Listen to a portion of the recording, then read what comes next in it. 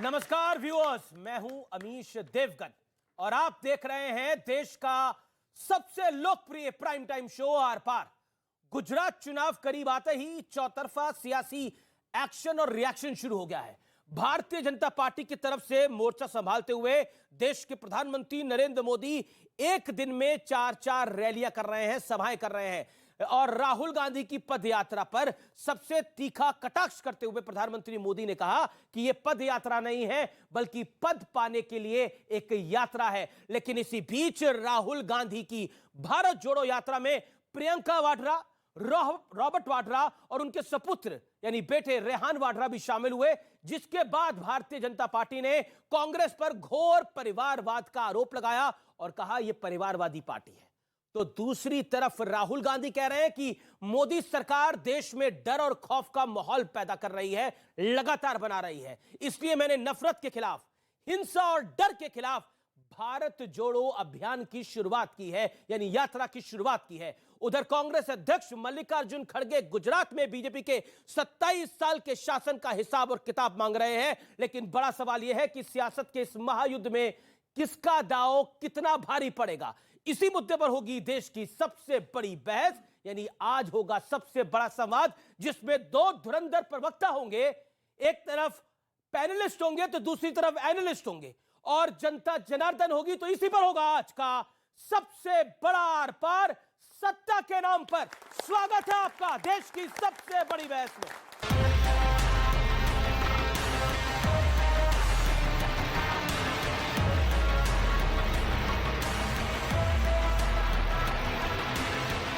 હવે ગોટાળાની નહીં, ચૂંટણીનો મુદ્દો હોય છે વિકાસનો। डर का माहौल, नफरत और हिंसा फैलाई जा रही है।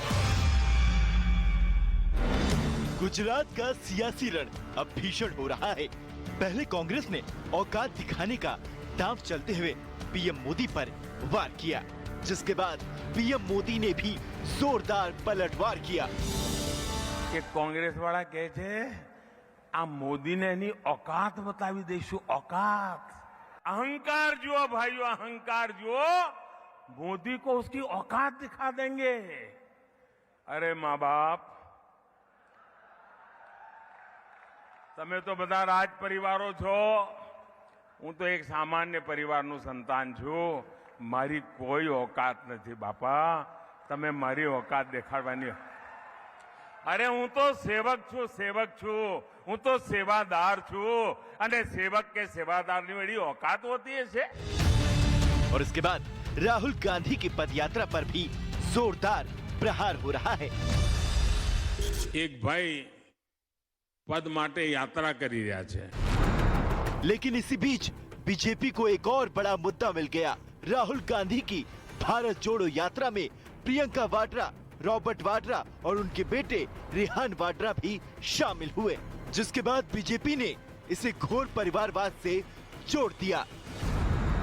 कि उनकी जो निगेटिविटी रही है, नकारात्मकता रही है और जिस तरह से ये वोटों की जागीरदारी करते रहे हैं, लेकिन वोटों की जागीरदारी तो करते रहे हैं, लेकिन वो इस वोटों की जागीरदारों की ये मंडली लोगों के विकास पे कुंडली मार के बैठी हुई थी। चाहे पॉलिटिकल यात्रा हो, चाहे पाखंडी यात्रा हो, चाहे परिवार की यात्रा हो, लेकिन कम से कम उन्हें गांव, गरीब, किसान, झुग्गी झोपड़ी का इंसान, मजदूर और किसान के जो जीवन में परिवर्तन और बदलाव आया है वो न देखते हुए भी देख पाएंगे।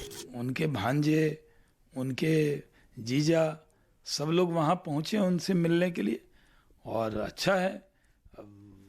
वेट लॉस तो हो ही रहा है कांग्रेस के नेताओं का, पॉलिटिकल वेट भी खत्म हो रहा है जो गुजरात में, हिमाचल में पता लगेगा। इसी बीच गुजरात की सियासी मैदान से ताल ठोक रहे अरविंद केजरीवाल पर ओवैसी ने तंज कसते हुए वार किया।